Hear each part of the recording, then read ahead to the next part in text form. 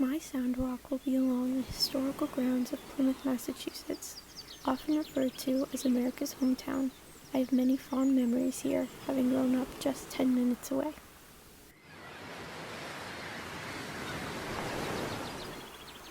The majority of my memories start here, Plymouth Gristmill, or how I know it, Jenny Gristmill, a working reproduction of Plymouth colonists' original 1636 grain mill. However, as a child, I was less enthused by the historical recreation and more by Town Brook, the stream it sits beside.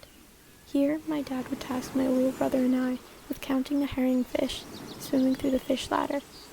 I would sit for hours in the spring sun, tallying with a golf pencil in my dad's orange notebook like I was being paid for it.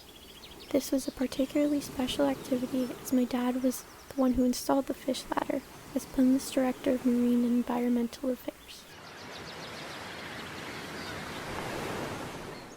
Next, walking along the harbor is possibly Plymouth's most popular tourist attraction, Plymouth Rock.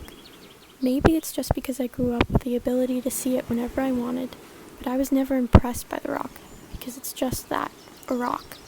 It sits along the shore as the tide waves cover its lettering dating 1620.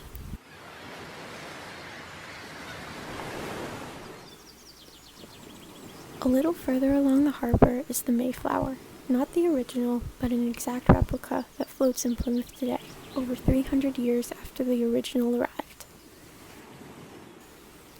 Additionally, there are some more boats waiting in the water that bring back memories for me.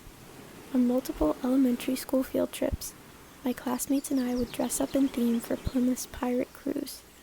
During this adventure, pirate ships would sneak up on our boat and squirt us with water guns in an attempt to steal our treasure, creating a sweet but slightly terrifying memory that I'll never forget.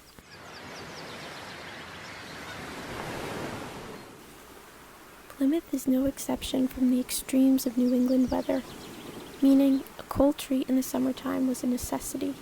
My favorite place to go for this was the next stop, Ziggy's, a small ice cream shop always tightly packed with people who had the same need for a cool-down snack. After getting my coffee ice cream, my family and I would walk right across the street to eat our dessert on the rocks stacked up on Plymouth Harbor.